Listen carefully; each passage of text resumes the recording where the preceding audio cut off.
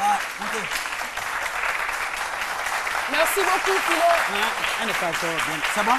Ça va, c'est bon? Ça va. Vous êtes bien installé? Oui. Bonjour.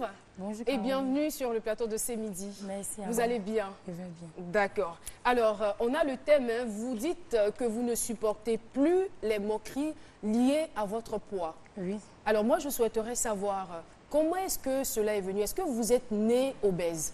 Non, je ne suis pas née obèse. C'est à la suite de mon accouchement.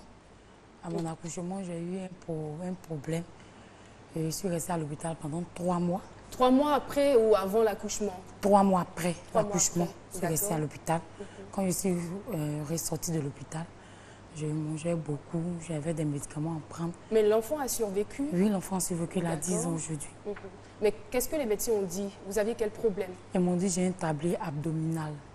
Un tablier abdominal. Abdominal, oui, Et parce que- c'est ce qui vous a poussé à rester ou il y avait un autre problème? Je veux savoir. Quand j'ai accouché, ils m'ont dit que je n'avais pas l'âge d'accoucher. Vous étiez très jeune. J'étais très jeune. D'accord. Et il y a eu des complications. Ils m'ont dû me garder à l'hôpital pendant 3 mois. Et les médicaments, tout ça. Vous avez l'impression que c'est lié à la prise intempestive de médicaments? Oui, oui. D'accord. c'est Donc c'est après ça, quand vous êtes sorti de l'hôpital, que vous êtes rendu compte que vous commenciez à prendre du poids? Oui. D'accord. Et comment ça vous a fait réagir, cette prise excessive de poids? Quand j'ai commencé à grossir, quand j'ai constaté que j'avais pris du poids, j'ai commencé à suivre des régimes. J'ai commencé à me mettre au sport. Au fur et à mesure que je suivais des régimes, je me mettais au sport.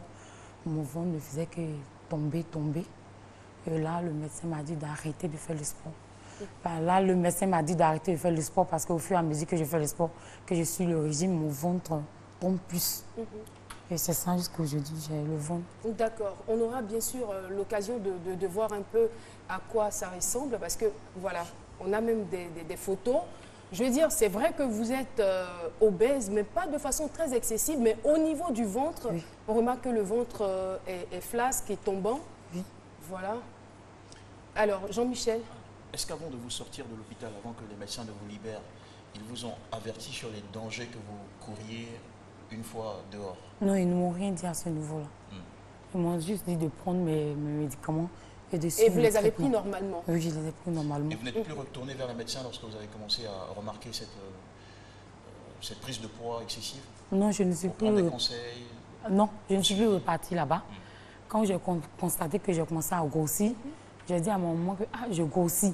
Elle me dit non, c'est l'accouchement. Après, ça va passer. tu vas répondre, ça va passer. Et au fur et à mesure, je suis devenue comme ça. Donc, au fur et à mesure, le ventre, il grossissait.